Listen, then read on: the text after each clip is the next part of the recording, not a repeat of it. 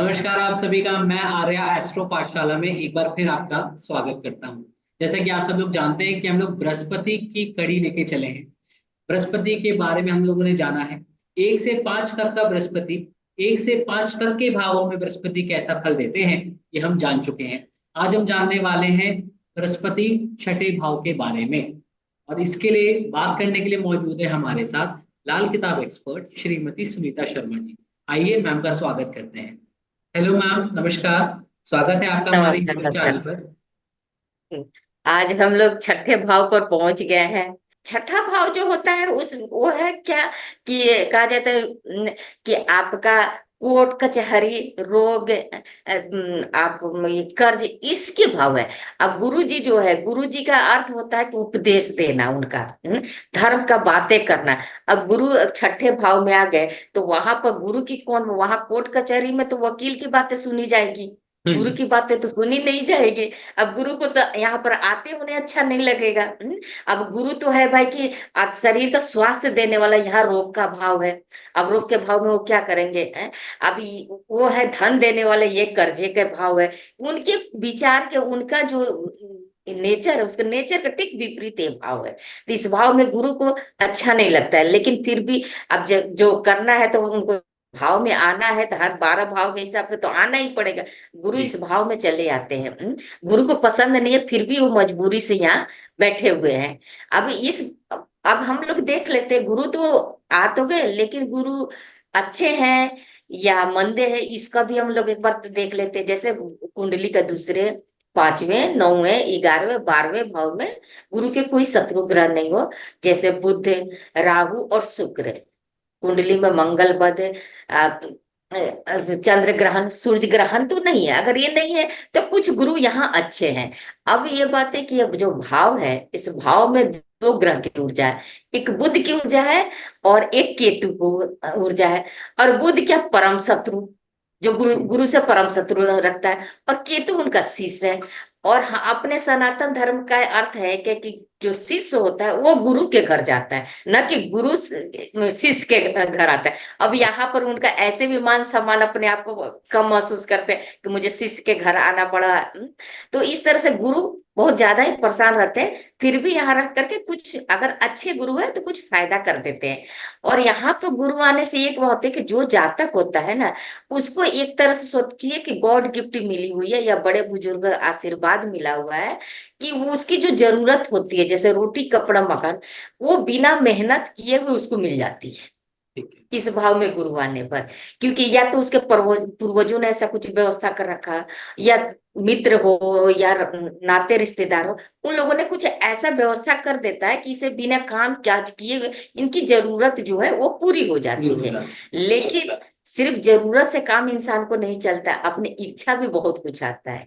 लेकिन जब इच्छा पूर्ति की बात आती है तो क्या धन की बात आती है। अब धन कमाने के लिए मेहनत करना पड़ेगा।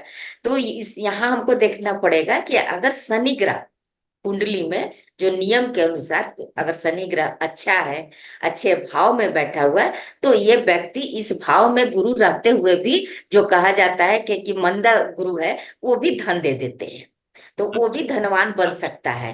लेकिन शनि के ऊपर सारा डिपेंड करता है कि शनि कैसा है। ठीक है। ये भाव, इस भाव में आने से क्या हो जाता है कि एक देखा गया है कि ये जो जातक है उसकी सोना या तो चोरी हो जाती है, गिर, या किसी कारणवश गिरवी रखना भी पड़ जाता है, या कभी गुम भी हो जाती है। इस तरह से इनके इस भाव में देखा गया कि क्योंकि गुरु क्या है ना, पताल में चला गया। हाँ जी। ये पताल का भाव भी करते हैं, यानी गुरु का जो भी हम कारक तत्व है ना, वो सब, सोना भी गुरु का कारक तत्व है, वो नीचे चला गया, वो गहराई में चला गया, जो दिखाई नहीं पड़ रहा है। अब गुरु क्या है, ऑक्सीजन भी है। और ऑक्सीजन क्या, पताल में है। जब पताल में चला गया यानी वो नीचे चला गया, तो इंसान का इम्यूनिटी पावर कमजोर हो जाता है। और जब इम्यूनिटी पावर कमजोर होगा तो ऑटोमेटिक आदमी बीमार पड़ेगा। तो इसमें गुरु रण से अधिकांशतः देखा गया कि लोग स्वास्थ्य संबंधी परेशानी में रहते हैं। और खास करके लीवर हो गया, आंत हो गया, हमारे पाचन शक्ति जो होती है ना अपनी बॉडी की, उसका ज्यादा लोग रोग ग्रसित ग्रसित रहते हैं, बहुत बीमार रहते हैं ये। तो यहाँ पर इन सबों का बचाव के लिए मैं उपाय भी बताऊंगी कि कैसे बचाव कर किया जाए। और ये जो छठा भाव है ना, ये नौकरी का भी है, कंपटीशन की भी है। तो अच्छा। अगर हम इसमें गुरु अच्छा है और कंपटीशन, अगर चाहे बिजनेस में भी कंपटीशन होती है, अगर कंपटीशन कर रहे हैं या किसी तरह हमारी बिजनेस नहीं चल रही है, तो उसमें मुझे ध्यान ये देना पड़ेगा कि यहाँ दो भाव का ऊर्जा है, एक केतु है और एक बुध है। तो बुध क्या है, हमारी बहन बेटी बुआ है, और ये भाव मामा के घर भी माना जाता है, ननिहाल भी माना जाता है। तो अगर हमारा कोई बिजनेस नहीं चल रहा है, कोई काम नहीं चल रहा है, उस समय केतु यानी बेटा, हम बेटे से राय लेकर के उससे उससे बात करके हम अपने बिजनेस के बारे में डिस्कस कर सकते हैं, और कुछ ना कुछ जो भी वो राय देगा वो लड़का, उसके अनुसार हम आगे बढ़ सकते हैं। अगर मान लीजिए बेटा नहीं है अपने पास, तो अगर ये रिश्ते हैं जैसे बहन बेटी बुआ मामा, तो इनके बच्चों को, अगर बहन के बच्चे हो गए या बुआ के बच्चे हो गए या बेटी के बच्चे हो गए या मामा के बच्चे हो गए, इनके साथ मिलकर अगर हम इस काम अपना काम में शामिल करते हैं, तो भी हमारी काम में जो कमी आ रही है, जो परेशानी आ रही है, उसका भी निपटारा हो जाती है। ठीक ये है। अब तक में देखा गया। लेकिन यहाँ पर एक चीज को और ध्यान रखना होगा कि ये बुध का है। अब बुध क्या होता है, ये पैसा जो लेन देन करते हैं उसे बहुत अड़ंगा लगाता है, क्योंकि ये गुरु का दुश्मन है। हम्म। तो ये नहीं सही ढंग से तो चलने देगा नहीं। तो अगर ये इंसान बिजनेस करता है या कोई काम करता है और अपने हाथ से किसी का पैसे का लेन देन करता है, तो ये बुध अड़ंगा लगा करके क्या करेगा कि वाद विवाद का, कि ये भाभी है, वाद विवाद कोर्ट कचहरी, तो कोर्ट कचहरी तक पहुंचा देगा। एक तो पैसा रिटर्न आएगी भी नहीं, आएगा। लड़ाई झगड़ा भी हो जाएगा और कोर्ट कचहरी भी पहुंच। तो इससे अच्छा है कि अपना हाथ से हम लेन देन ना करके कोई और आदमी को रखे, जो पैसे, अपना तो हम बिजनेस करें या जो काम कर रहे हैं, और वो इंसान पैसे का लेन देन करेगा, तो यहाँ पैसा की बात, क्योंकि बुद्धि का फिर शरारत नहीं चलेगा, क्योंकि जो पैसे का लेन देन करेगा उसका अलग ग्रह होगी। और ये हम्म। जो काम कर रहे हैं इनका तो इन्हीं का ना गुरु बैठा हुआ है, जो बिजनेस कर रहा है या कुछ जो काम कर रहा है। तो ये इसका ध्यान रखे। इस तरह से इसका, अब जैसे बीमारियां हो जाती है, अब बीमारियां मान लीजिए कि इसके लिए कुछ उपाय बताया गया है कि अगर सोना आपका गुम हो रहा है और बिजनेस में लॉस हो रहा है, तो ये बोले कि उनके अपने बच्चों को, बहन बेटी बुआ के बच्चों के साथ संबंध आप ठीक रखिए, उनके साथ बिजनेस में शामिल हो जाए। अगर नहीं शामिल हो तो उनको कुछ ना कुछ गिफ्ट देते रहिए, उनका उनके साथ प्यार का संबंध रखिए, तो इससे भी आपका अच्छा रहेगा। अगर मान लीजिए कि यहाँ पर गुरु बैठे हैं और बहुत तरह की परेशानी हो रही है आपका, अब स्वास्थ्य ठीक नहीं रहा है, नहीं रह रहा है, सोने की कभी गुम हो जाना, कभी चोरी हो जाना, कभी किसी परिस्थिति से गिरवी रह, तो हम कुछ छोटे मोटे उपाय कर सकते हैं। जैसे हो गया कि 600 ग्राम हम चने के दाल लेंगे, उसे या तो जल प्रवाहित कर देंगे।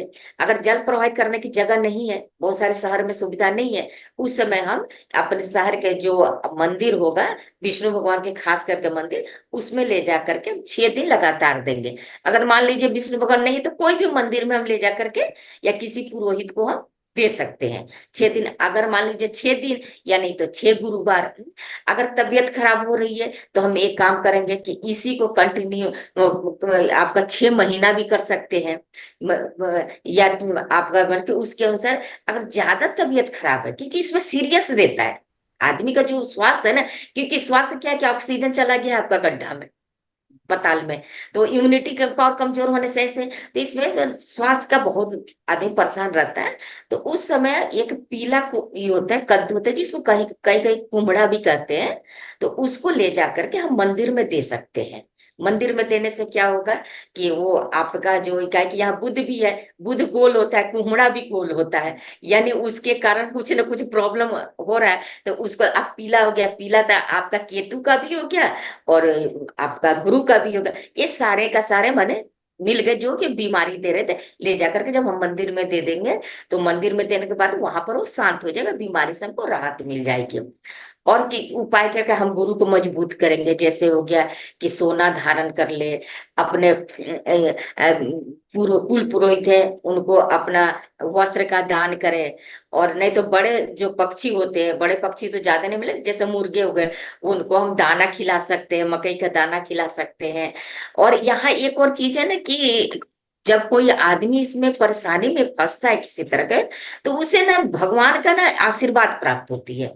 पूर्वजों की आशीर्वाद, उसकी जो परेशानी का हल निकले, कोई ना कोई सोल्यूशन उसके सामने नजर आ जाएगा, कोई इंसान आ जाएगा उसका परेशानी से निकले, या उसका खुद दिमाग में कुछ ऐसा आ जाएगा आइडिया कि वो उस प्रॉब्लम से निकल जाए। यानी ये पूर्वजों का आशीर्वाद का भी भाव मान सकते हैं। तो इसीलिए पूर्वजों के नाम पर कुछ ना कुछ दान पुण्य करते रहना चाहिए। इस तरह सब छोटी छोटी उपाय करके अपने ग्रह को ठीक करके अपने आगे के जो स्वास्थ्य है, अपना धन है, इसकी हम रक्षा भी कर सकते हैं और आगे बढ़ भी सकते हैं। ये हमारे हमारे तरफ से दर्शकों का अपना जितनी ज्ञान है उसके अनुसार हम अपने दर्शकों को बताई। थैंक यू सो ये मच रहा। मैम हमारे चैनल पे आने के लिए और हमें इतना इम्पोर्टेंट टॉपिक डिस्कशन करने के लिए, क्योंकि छठा भाव हमारे शत्रु का है, रोग का है, नौकरी का है। तीन चीजें बहुत इंपॉर्टेंट होती है एक व्यक्ति की लाइफ में, और आपने तीनों के बारे में बहुत अच्छे से बताया कि कैसे छठे भाव के बृहस्पति को हम सही कर सकते हैं, बृहस्पति की वस्तुओं को कैसे मंदिर में पहुंचाकर या फिर जल प्रवाह कर कर हम उससे जो भी श्राप है बृहस्पति का, ये कहे कि बृहस्पति अगर खराब है तो उसको बैलेंस कर सकते हैं। लेकिन उसके लिए जो उसूल है बृहस्पति का, वो हमें ध्यान रखना होगा कि 2, 5, 9, 11 और 12 में बृहस्पति के दुश्मन ग्रह ना हो, मंगल बद ना हो और किसी प्रकार का ग्रहण ना हो। Thank you so much ma'am अपना टाइम देने के लिए फॉर द इंटरव्यू।